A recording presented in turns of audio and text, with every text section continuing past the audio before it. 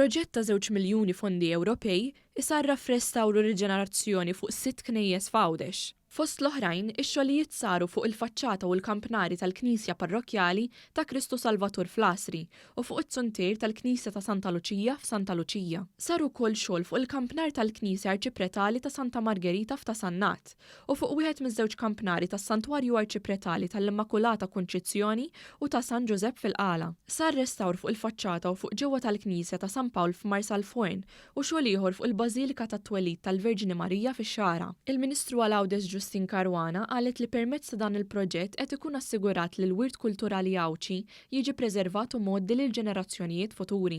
Proġett biex ikun hemm proġetti ta' restawr fil-knejjes tagħna biex inkunu nistgħu nippreservaw il-wirt kulturali tagħna, il-ġojjelli li għandna fl-irħura tagħna. U allura llum inawgurajna 6 proġetti importanti biex inkomplu għaddejjin f'din id-direzzjoni. Is-Segretarju Parlamentari Aron Farrugia qal li dan il-proġett kien iffinanzjat minn Fondi Ewropej fi proġett Fermusa li minnu qed jibbenefikaw knejjes f'Malta wkoll. Dan il-proġett huwa parti minn 6 knejjes illi benefikaw minn Fondi Ewropej fi proġett Fermusa illi għalihom ħadet Fondi Ewropej il-Kurja kemm f'Malta, knejjes f'Malta kif ukoll f'Għawdex b'ammont ta' 2 miljun euro. L-Isqof ta' Għawdex Monsinjur Mario Grek innota li b'dan l-investiment ibbenefikat mhux biss il-Knisja iżda l-komunità Għawdxija kollha. Kemm huma proġetti tal-Knisja, imma jien inqishom proġetti tal-komunità kollha kemm hi.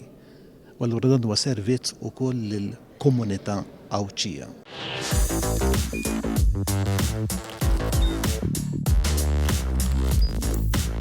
Idħol fuq one.com.mt u hemmhekk tista' tara l-programmi kollha li jxandru fuq One permezz ta' One Play.